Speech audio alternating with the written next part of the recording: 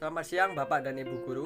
Nama saya Frederick Jonathan Susanto, kelas 12 IPA 4, nomor absen 14. Kali ini saya akan bermain musik dengan membawakan tema tentang perdamaian dunia. We can sing together and worship the Lord.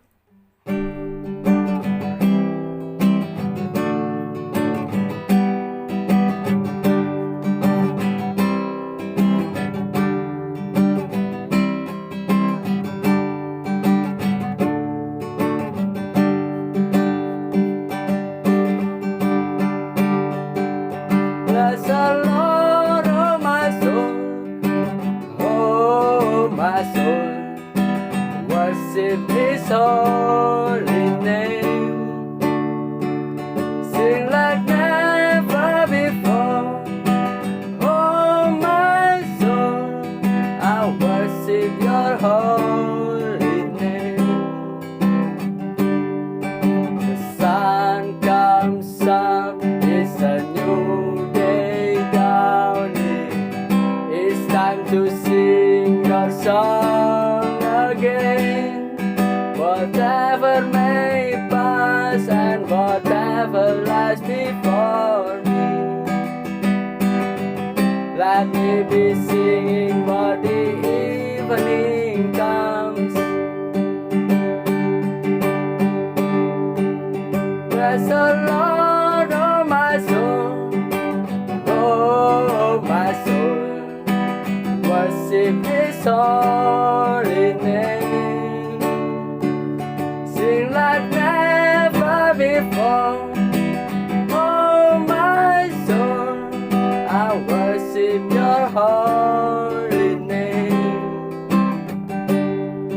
Your leads in love and You're slow to anger. Your name is great and Your heart is kind. For all Your goodness I will keep on singing. 10,000 reasons for my heart to find. Bless the Lord, oh my soul, oh my soul, worship His holy name. Sing like never before, oh my soul, I worship Your holy name.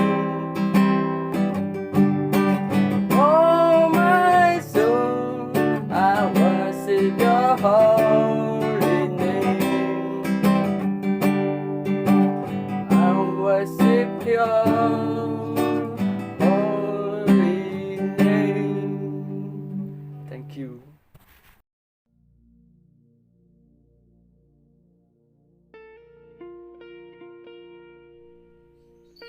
Hal yang pertama yang akan saya jelaskan yaitu sebagai orang beriman, makna bermain musik itu seperti apa jika dihubungkan dengan perdamaian dunia. Yang pertama, yaitu saya akan membahas tentang hakikat pelayan musik gereja.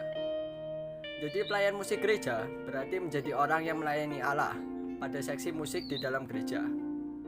Orang yang melayani musik gereja adalah pelayan Allah, karena kepala gereja adalah Kristus.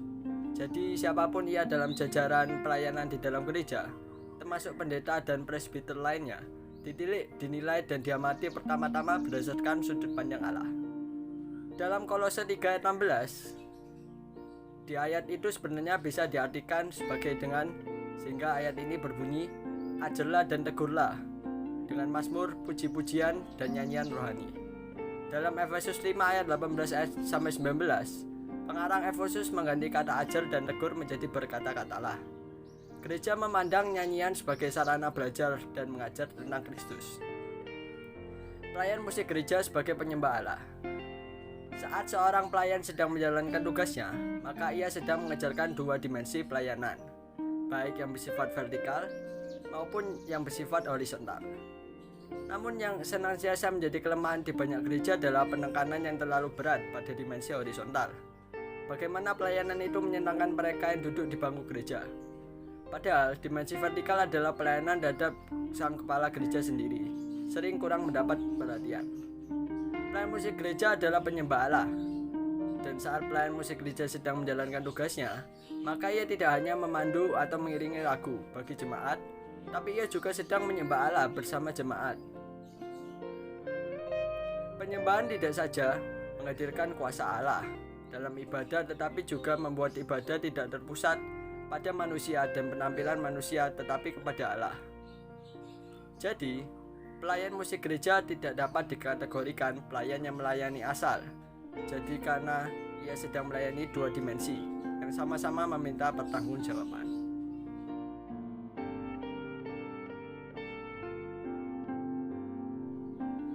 Sekarang saya akan menjelaskan tentang makna lagu yang saya bawakan, yaitu 10,000 Reasons atau 10.000 alasan. Sebuah lagu yang dibawakan oleh Matt Redman cukup membuat saya penasaran. Lagu ini berjudul 10.000 Reasons atau 10,000 Reasons. Judul tersebut sebenarnya ada sebuah simbol dari kasih Allah dalam hidup manusia. Redman melakukan bahwa ada banyak alasan yang ditandai dengan angka 10.000 untuk memuliakan Tuhan karena kebaikannya. Namun yang membuat saya penasaran akan lagu ini adalah ketika lagu ini yang dinyanyikan oleh terpidana mati Andrew Chan dan kawan-kawannya pada saat mereka menghadapi eksekusi pagi-pagi buta. Terbayang bagaimana dinginnya angin malam dan suasana yang mereka hadapi, dan mereka harus berjalan menuju tiang eksekusi, langkah demi langkah menuju akhir dari kehidupan. Dan syair lagu inilah yang membuat mereka mampu berdiri tegak di tiang kematian itu. Bahkan di tiang itu Andrew Chan masih sempat menyemangati teman-temannya. "Come on boys, we can sing louder than this." Saya pikir setiap orang pasti punya bagian masa lalu, baik ataupun buruk. Namun satu hal, Allah kita adalah pengasih dan penyayang. Dia mau menerima kita apa adanya, dan saya percaya Dia punya cara yang unik untuk masuk dalam hidup kita masing-masing. Dia menyatakan rencananya dalam hidup kita. Demikian cara kerja Allah pada Raja Daud. Raja Daud orang yang mendapat tempat istimewa di hati Allah. Dia juga bukan orang yang sempurna. Beberapa kali Daud melakukan dosa yang menduakan hati Allah. Tapi Daud mau berbalik, menyesali dosanya dan hidup berkenan di hadapannya, sambil terus menaikkan pujian. "Pujilah Tuhan, hai jiwaku." Andrew Chan di masa lalunya telah memilih jalan yang salah. Ada harga yang harus dibayarnya untuk menebus kesalahannya itu. Tetapi walau terlihat pahit, tapi itu adalah bagian dari perjalanannya bersama Allah. Chan justru menjadi berkat bagi orang lain, sehingga orang lain dapat melihat kasih Allah nyata dalam hidupnya. Dia berbalik dan memilih menyerahkan hidup seutuhnya untuk memuliakan Allah. Dia dipakai Allah untuk menjadi kesaksian yang hidup bagi orang-orang yang ditinggalkannya. Satu hal yang saya renungkan dari peristiwa ini, apakah kita dapat berdiri tegak memuji Dia dengan sepenuh hati sampai pada garis akhir kehidupan kita, seperti Andrew Chan? Itu yang disaksikan oleh istri Chan di hadapan banyak orang yang hadir pada saat pemakamannya. Seperti yang pernah Chan katakan kepada orang-orang yang dikasihnya, berlari dalam pertandingan yang baik, bertarung dalam pertarungan yang hebat, dan keluar sebagai pemenang di mata Tuhan. Saya mengerti sekarang mengapa Chan menyanyikan lagu ini pada detik-detik kematiannya.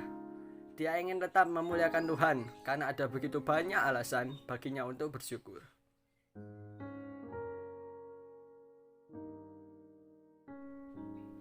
Tadi kita sudah bahas tentang makna lagu 10,000 Reasons, yaitu pada intinya kita diajak untuk menyembah dan memuliakan Allah, serta bersyukur kepada Allah dalam kondisi apapun. Nah, lalu apa kaitannya dengan perdamaian dunia? Kaitannya itu pertama dapat melumpuhkan kuasa kegelapan. Di saat kita melakukan praise and worship, kuasa gelap atau roh jahat yang mengintimidasi hati dan pikiran dapat dilumpuhkan.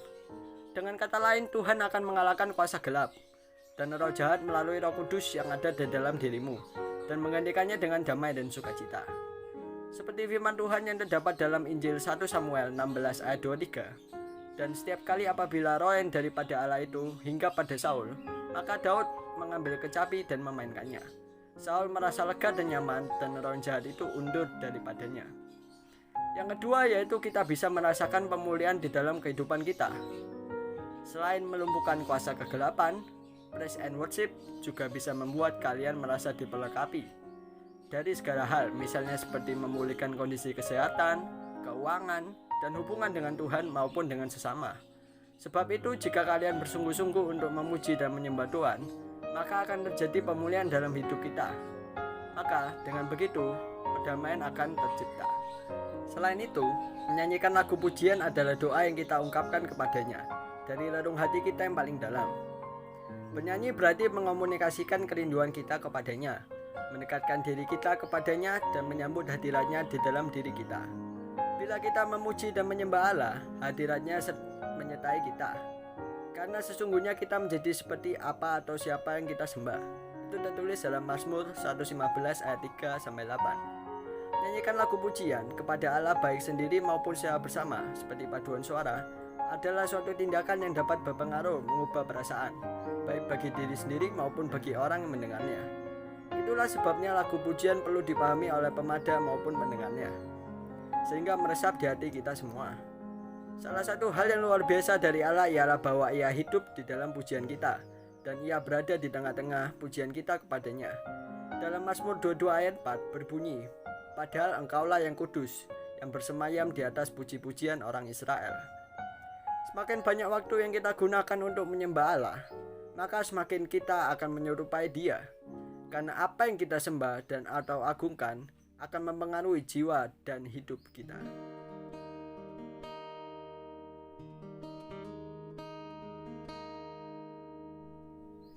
Tadi kita sudah membahas tentang makna sebagai orang beriman. Nah, lalu sekarang sebagai warga negara, khususnya kita sebagai generasi muda, apa yang harus kita lakukan untuk menciptakan perdamaian? Perdamaian di dunia atau dalam suatu negara tak hanya menjadi tugas pemerintah. Generasi muda sebagai calon pemimpin di masa depan pun turut memiliki peran menciptakan dan menjaga perdamaian. Katakanlah saat ini kamu merasa damai, bukan berarti hidupmu hanya perlu diisi oleh hal-hal yang menyenangkan saja. Kamu juga harus menjaga perdamaian yang telah menjadi warisan para pejuang dan generasi sebelumnya. Nah, kita sebagai generasi muda harus mengambil peran untuk menyelamatkan mereka dan menjaga perdamaian dunia. Meski tak bisa secara langsung berada di samping mereka, setidaknya kita berperan dimanapun kita bisa. Peran anak muda dalam perdamaian yaitu akan saya jelaskan sebagai berikut. Yang pertama, yaitu menjadi orang yang terdidik. Apa maksudnya? Pendidikan kini menjadi hal yang penting, bahkan wajib bagi setiap manusia jika ingin hidup dengan layak. Tak hanya keterampilan melalui praktik usaha atau mendukung sebuah profesi. Pendidikan moral dan spiritual turut menjadi tahapan yang diperlukan oleh generasi muda. Lalu, pendidikan agama layak menjadi fokus para orang tua. Generasi muda yang kini kerap terbengkalai dalam hidupnya. Melalui ilmu pengetahuan dan agama yang dimilikinya, para pemuda akan menyampaikan bekal menjadi agent of change yang menjaga perdamaian dunia, baik di lingkungan keluarga, komunitas, bangsa, hingga berkembang ke seluruh dunia. Lalu yang kedua, berkembang menjadi generasi yang berkarakter. Pendidikan sendiri tak hanya didapat seseorang melalui bangku sekolah, itu bisa juga didapat dari lingkungan di mana ia tinggal. Di samping tentu saja dari keluarga, rekan, sebaya, dan masyarakat luas. Keluarga sebagai landasan masyarakat berperan penting dalam mengajarkan nilai moral dan spiritual kepada kaum muda. Para orang tua memberi contoh kepada anak-anaknya. Aktivitas seperti konsultasi atau curhat, kerjasama, dan penghargaan bagi anak muda dari orang tua dan keluarganya akan mendidik mereka menjadi masyarakat dunia yang damai. Setiap pemuda juga bertanggung jawab untuk memperbaiki karakternya melalui pengembangan kualitas spiritual dan moral sebagaimana diajarkan dalam agama, di mana keadilan, kebenaran, kejujuran, sopan santun, dan keyakinan menjadi poin yang penting. Dan yang ketiga yaitu menghormati orang lain dan hilangkan prasangka buruk. Apa maksudnya? Populasi di seluruh dunia terdiri dari berbagai ras, budaya, dan strata sosial atau ekonomi. Saat mereka berkumpul dalam sebuah pertemuan atau konferensi yang terbuka bagi semua kaum muda, keberagaman merupakan simbol kepercayaan terhadap kesatuan umat manusia dan pembangunan semua bentuk prasangka buruk. Persatuan ini tentunya bertujuan untuk keharmonisan berbagai kalangan dalam sebuah kerjasama menuju tujuan bersama, yaitu perdamaian. Konferensi Pemuda Internasional pun turut menjadi ilustrasi keragaman manusia dalam perbedaan budaya yang menyatu. Generasi muda selayaknya menghormati beragam pendapat dan pemahaman terkait kemanusiaan melalui kesadaran bahwa semua manusia adalah ciptaan Tuhan yang dihubungkan oleh ikatan perdamaian dan menjadi sebuah dasar yang amat penting. Oleh karena itu, dengan melakukan semua itu, maka akan terciptalah sebuah perdamaian dunia.